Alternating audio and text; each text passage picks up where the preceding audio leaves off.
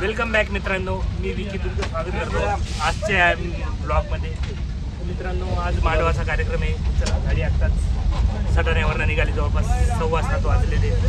चला, आजचा जो काही ब्लॉग राहील तुम्हाला पूर्णपणे मी अपडेट देतच राहील. चला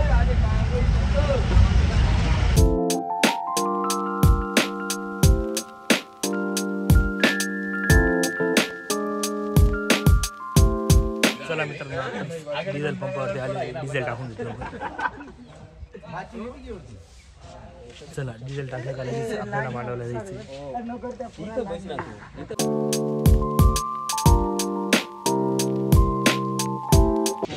चला तर मित्रांनो, गाडी आताच मालेगाव जाजेवाडी इथे आलेली आहे. तर आपली जो सेटअप आहे, आपले पॅड मास्टर रिटायर करायची होते, ते लावून राहिले. चला मित्रांनो, चला सेटअप लावून घेऊ आपण. चला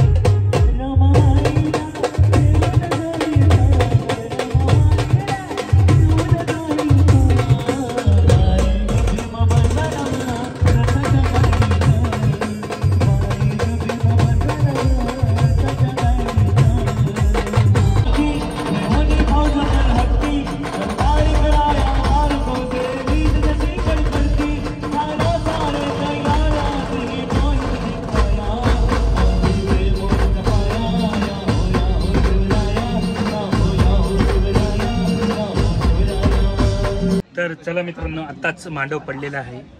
तुम्ही बघू शकता समोर जे लग्न मंडप आहे, समोर मांडव झालेला आहे. आणि आपल्या कलाकार मंडळींनी मला सुद्धा नाश्ता आणून दिलेला आहे. चला लवकर नाश्ता करून घेऊ आपण. मित्रांनो, आत्ताच आपला सर्व कलाकार मंडळींचा नाश्ता पाणी झालेला आहे. गाडी या ठिकाणी लावलेली आहे. चला, तुम्हाला मी कार्यक्रमाचे अपडेट देतच राहील, तुम्ही तोपर्यंत बघत राहा. तर चला मित्रांनो, आपल्या सर्व कलाकार मंडळींची जेवणं झालेली बघू शकता, इकडे आराम करत आहेत. चला आपण पण आराम करून गाडी तिकडे लावलेली. चला तर मित्रांनो, आत्ता जवळपास 4 वाजलेले आहेत. तर आता वरमाया निघत आहेत. आपली गाडी पण चालू झालेली. आपली कलाकार मंडळी इकडे फ्रेश राहिली टँकरजवळ. तर चला आपण पण फ्रेश होऊन घेऊ आणि मग लगेच वरमाया निघली. चला मी तुम्हाला पुढचं दाखवतो.